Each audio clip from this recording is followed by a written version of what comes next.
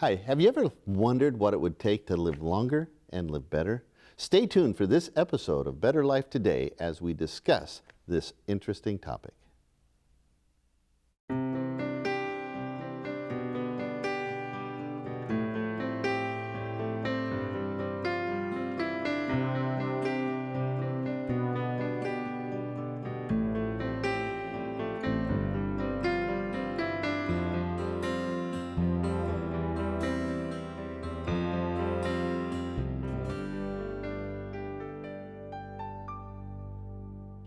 Hi, welcome to this episode of Better Life Today. Health and longevity is at the foremost thoughts oftentimes in our minds, isn't it? And today in the studio we have Jess Hand and Juliet you're going to have to help me on Palentius. Palentius. I really struggled with that. I don't know why. But anyway, you folks are involved in the health industry in a very unique way. As we look at back in 2005, I think National Geographic had an article, and the article discussed 5 different people groups, 5 different cultures that have a long lifespan. Yeah. And not only long life, but long, engaging, vibrant. That's a good word, Yeah. vibrant life. And so you folks have taken it upon yourselves to bring that into different communities. But before we actually get into this discussion, let's just talk a little bit about who you are and what you do. So let's start here with Jess. Sure, yeah, so I'm Jess Hand. I'm the Community Program Manager, and I'm based in Roseburg. And what that means is I help manage the program for Blue Zones Project. What is the program? Let's Sure, the yeah. program. So it's Blue Zones Project, which is a community-led and community-wide initiative, and we have a local team of 4 that I help manage there in Roseburg. Okay. Yeah. And so you are the top of that group. That's right. And what's the purpose of the project? Yeah, so we'll be talking quite a bit about that today, but really we're trying to help our community lead happier, healthier lives based on this research that was done by National Geographic and Dan Buettner's team of researchers back in the early 2000s. So we'll be sharing a lot of those keys to longevity of what they discussed and how we're implementing that here in Roseburg in Southern Oregon. And so I work very closely with Juliet, who's also on our team. Yeah. Juliet, tell us about what your role is. So I'm the engagement lead for our local team, and kind of a little bit about my background. I learned about Blue Zones and Blue Zones Project a few years back and some other capacities that I was in our local community, all efforts to try and see improvement in our well-being, in our community's well-being. We don't have the best health outcomes in our county in comparison to other counties around Oregon. So I was really interested in trying to see how that needle could move. So when I found out that there was an opportunity for our community to become a demonstration community for Blue Zones and Blue Zones Project, I was really thrilled. It actually seemed quite miraculous to me. So was really eager to be a part of that process and see how we can implement some of these best practices into our community, and was able to join the team. And now within my role, I get to really help spread the word around the community, make sure that people are aware of this opportunity, to help them get engaged in various ways, through events, through media outlets, do a lot of event planning and kind of the branding aspect of the work, and really an effort to try to reach all elements of the community, all populations, to make sure everyone has an opportunity to take part in this effort to make improvements in our overall well-being. Oh, wonderful. Now the title, Blue Zones, you know, for us lay people, we think of a blue zone as where you don't park unless you have the little placards. So where does the name Blue Zones come from? How do we get that term? Yeah, it's a great question. We get asked that a lot, and it actually comes from the research. I'll hold up the book here. This was done by National Geographic and Dan Buettner, who was a fellow with National Geographic at the time, back in the early 2000s. And so they had read a study called the Danish Twin Study that actually established that 80% of our longevity is due to our behaviors and our lifestyles, not necessarily as much about genetics as we originally thought. Really, only 20% of longevity is attributed to genetics. So they wanted to travel around the world and find if there were actually populations of people that were demonstrating this. And there were 5 regions that they traveled to. They immersed themselves in those cultures. They lived there. And as a team of researchers really studied what those populations were doing. So the 5 areas that they found, the 5 blue zones, were Sardinia, Italy, Ikaria, Greece, Okinawa, Japan, the Nicoya Peninsula of Costa Rica, and Loma Linda, California. And the only reason they called them blue zones was they actually just spread out a map on the table of the researchers, and every time they found a hot spot of longevity where people were living to age 100 at a 10 times greater rate than we are here in the US, they actually circled it on the map with a blue pen.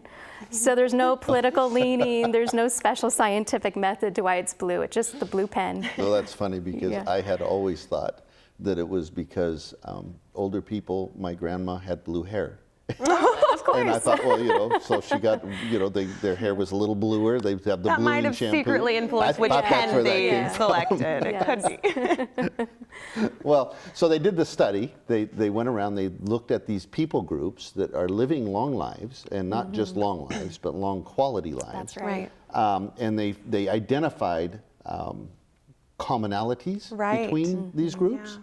And so, what lessons have we brought back after we've done this study? Yeah, so we could do a little tour of some of those original longevity hotspots, those blue zones, and look into some of those behaviors that they shared. So, for example, in Sardinia, Italy, the home of the longest living men in the world, they had a practice where they were eating largely plant-based diet, about 95%, so they would bring some animal products in there periodically as condiments or for celebratory purposes, but largely plant-based diet. But not only that, they were growing their foods in their backyards. So they were getting that really fresh access to those plant-based options, but also for gardeners out there, they know that you get that movement that's involved with growing your own food as well, the squatting and the digging and the lifting and just being outside, and arguably even those emotional benefits to getting your hands in the soil. So they had that as well. They also had a great respect for their elders into their later years in life, which we can kind of think about, what does that look like in our culture, kind of the contrast of that, and really looking at how people continue to hold value and what their gifts are beyond their careers and into retirement. So they had a really strong sense of that, and multi-generational relationships and strong, supportive, kind of that foundation of connection within their relationships in Sardinia. So that's one of those blue zones. That's one of the things that they found there. But despite their distances and their history and different cultures, they found that, again, in some of these other blue zones, they were sharing some of those same behaviors. So in Okinawa, the home of the longest lived women in the world, they saw some of those same practices, largely a plant-based diet, growing their own food, but they also have the longest disability-free life expectancy in the world. So that's where we get that, not just living longer, but living better. They have a fifth the rate of breast and colon cancer, a sixth the rate of cardiovascular disease. So some pretty outstanding health statistics there in Okinawa. So let me go back and forward all at the same time. So in Italy, we had the longest living men, and Okinawa, the longest living women. Right. Did we hit on that, or did I miss it? Why is it the difference for men and women in the two cultures? Are they both the ones that primarily did the gardening and the exercise? Yeah, it could be.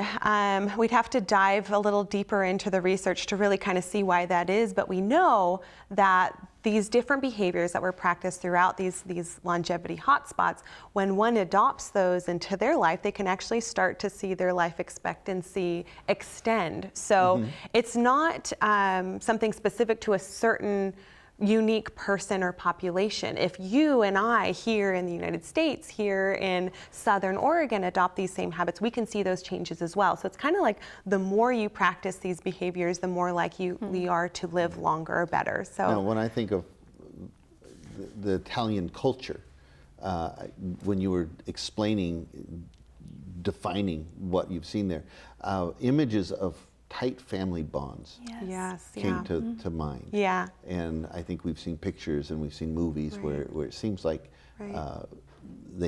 they kind of underscore that there's a lot of family, a lot of togetherness. Yeah, and there's actually a study that's looked at what we call the grandmother effect. So we know when grandparents have regular interaction with their grandchildren, it actually improves the life expectancy of those kids and reduces child mortality. So there's something really special there with having that multi-generational interaction. Yeah. Oh, wonderful.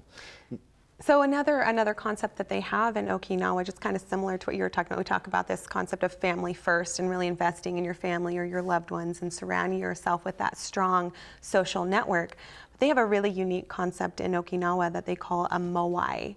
And a moai is a small group of people that support each other in making healthy behavioral choices. So they had a really cool tradition where they would put their toddlers into these small groups of 5 to 8 kids, and they would cultivate those friendships over their lifetimes, and that would then result into these lifelong, strong social bonds. So we kind of interpret that same concept here in our demonstration communities by putting people, or helping to facilitate people getting into groups of about 5 to 8, where they commit to meet with each other for 10 weeks and practice new healthy behaviors together, like going for a walk together, exploring their purpose, their unique gifts, and how they want to apply those in the community, or exploring plant-based recipes so they can start to incorporate more plant-based options into their diet. So it's kind of this moai concept of really having people in your life that encourage you to make healthy choices and practicing and exploring those new healthy behaviors together.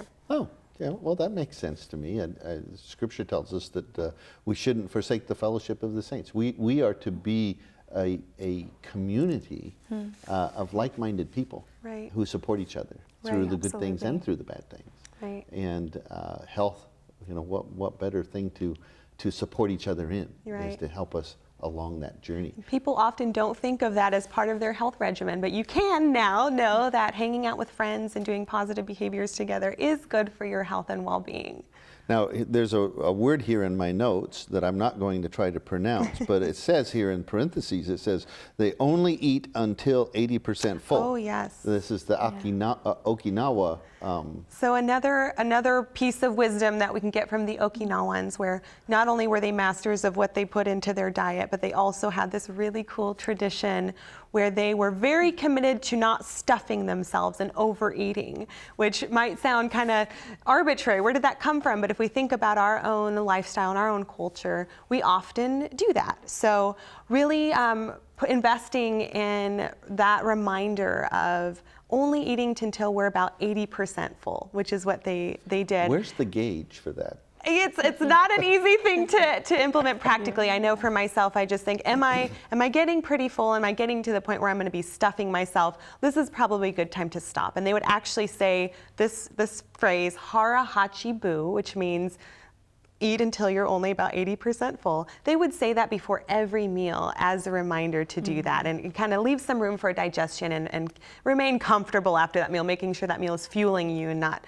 bringing you down and making you tired like a lot of us do in our practices. Right, and I've actually observed my doctor, who is very fit, and we go out to eat a lot because we're good friends. And I've noticed that when he orders, he always orders small.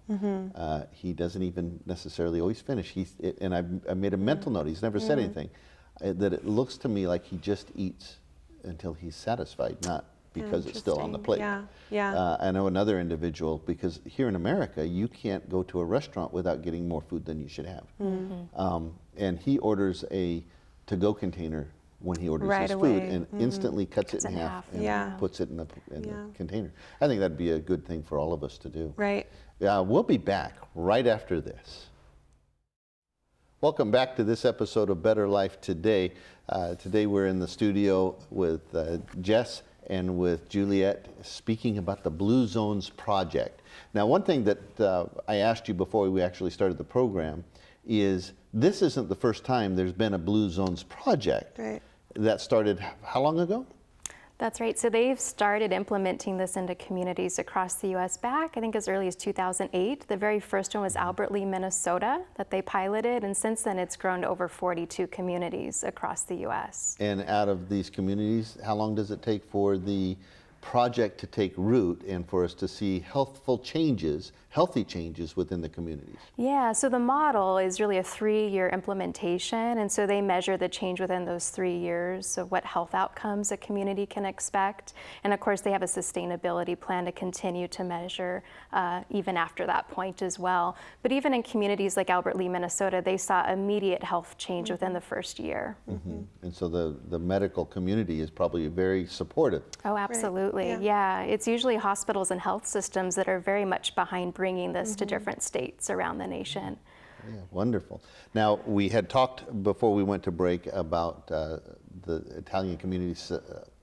Sardinia, Okinawa, and now we have another community that we want to talk about, one that is actually here in America. Right. And that is? That's Loma Linda, Loma Linda. California. I grew up sort of there in Grand Terrace, right next door. Yeah. You went to school there, so we're familiar with the community. That's right. So I was able to live there when I did my Master's of Public Health at Loma Linda University. And so that's what probably a lot of our viewers know, right? Loma Linda has a very high concentration of Seventh-day Adventists. The university's there, the medical center. So what's been interesting with the research that was done with National Geographic, they looked at Loma Linda because there's been one of the largest epidemiological studies ever conducted on this population group there. So it was funded by the National Institutes of Health. They looked at over 100,000 Adventists for the last 30 years. It's called the Adventist Health Study. So there may be some viewers that have participated in that as well. What they found, there's a very extraordinary longevity profile when we look at Seventh-day Adventists. So right now, the average American woman, life expectancy in the US is 80, but for the Adventist females, it's actually 9 years longer, averaging 89 good years. And it's even more significant with men. Average life expectancy for American males, 76, 11 years longer for Adventists.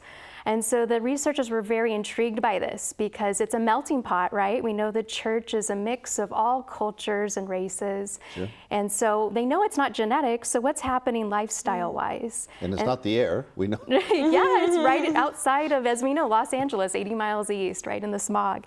And so it shows it can be done in the US too, right? It's the only blue zone that was in the US.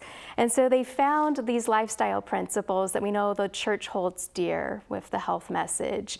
The fact that we embrace plant-based diets, eating primarily plant slant, as we like to call it, vegetarian or vegan, but we do that in social gatherings each week. After church, we have our potlucks, or we go home with friends and family to have those meals together usually.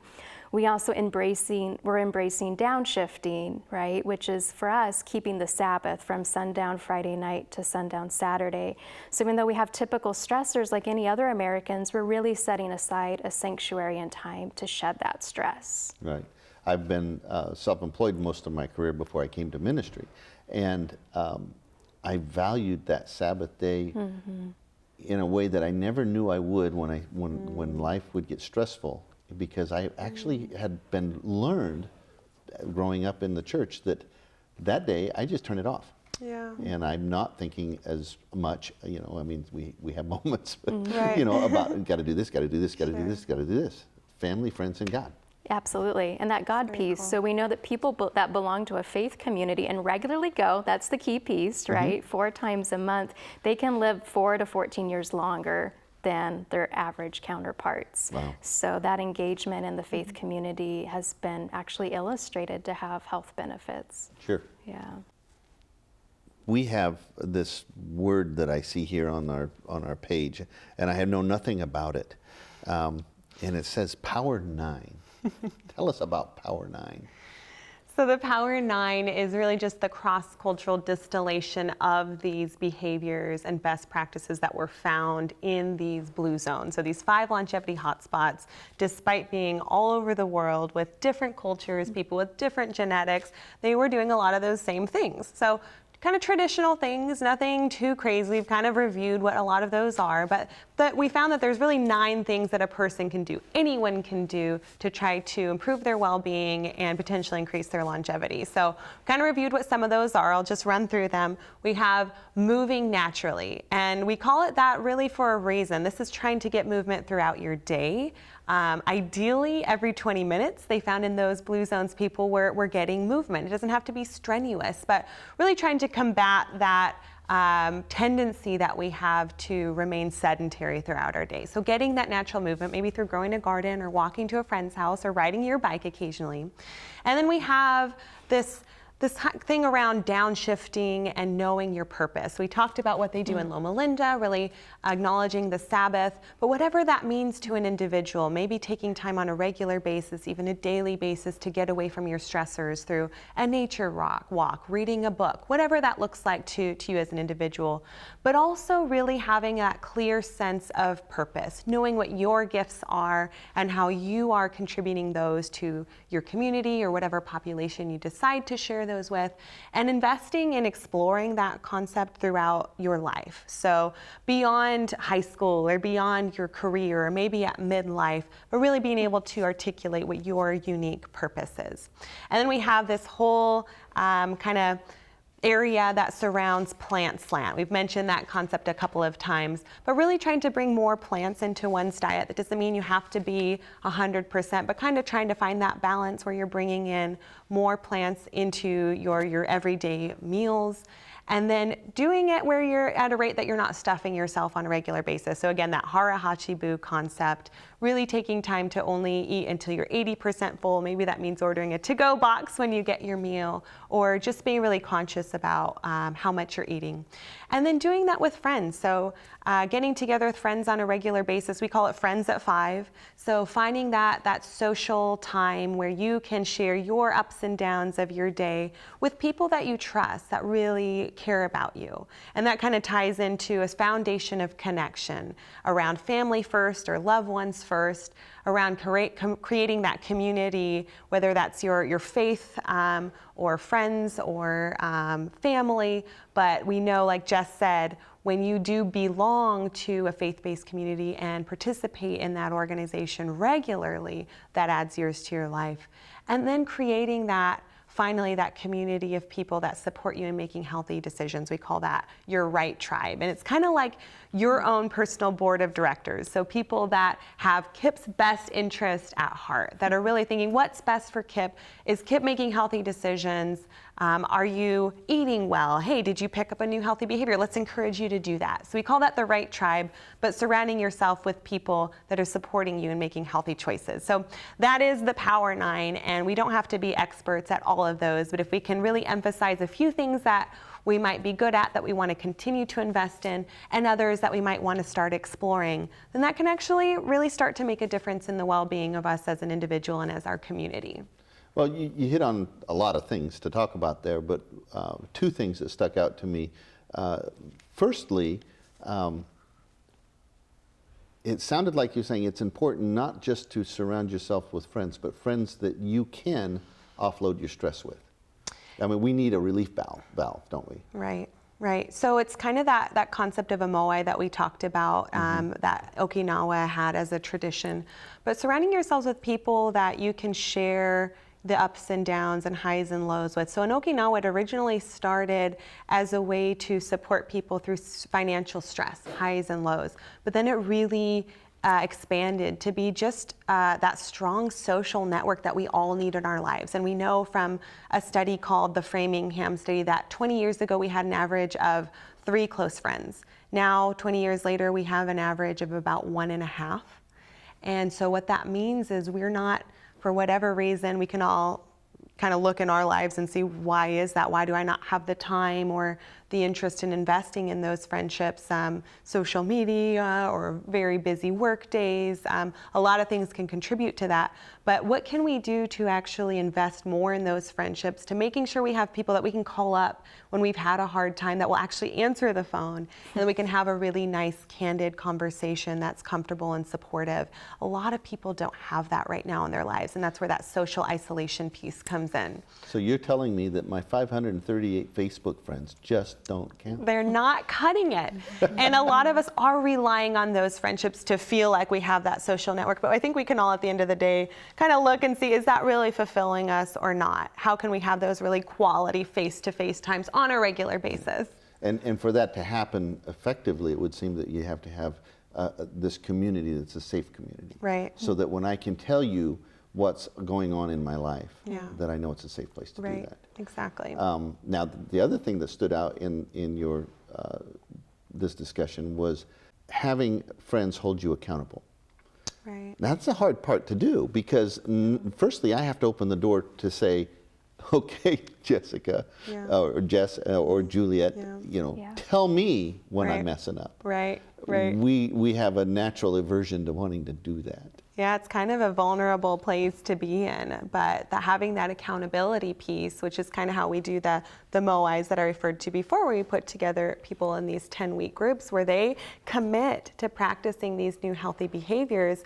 If I say I'm going to do it on my own, then it's on me if I do it or if I don't. I can easily decide that day that I'm not going to do whatever behavior that is. So having that group of people that maybe show up at my house and say, hey, we're walking today at 10, remember? That'll really help in making sure that that practice lasts. And so in the Blue Zones project, you actually try to facilitate these and help organize them to a degree? We do. So we do facilitate opportunities for people to get into these MOIs, and that's just one of many ways that we help support the implementation of these Power 9 principles into the community. And we will look forward to being able to share more about those different ways that we do that. So it's not just all on the individual, but also looking at some environmental changes that we can make to help support people and really being able to have lasting transitions toward greater well-being in their lives. So we'll look forward to sharing more about those in the future. This is just the first show of many that we will be doing about Yeah. this project, and so I'm excited about that. Yeah. Anything that you'd like to add as we close? Yeah, there's so much to share. So when this is implemented at the community level, we work in so many areas of well-being. We work with people at the individual level. We work with places where people spend the majority of their time, like work sites and schools and restaurants, grocery stores and churches. And we also work in policy because we want all of these things to be lasting within the community. Yeah. It's a wonderful project, and I look forward to seeing how it works as this project takes root in different communities here in Oregon. Folks, if you would have enjoyed this program, if you want to learn more about living a longer, healthier life, a lifestyle with your friends, your family, engaged in your community, make sure that you continue to watch Better Life Today as we discuss Blue Zones Project. We'll see you next time. God bless.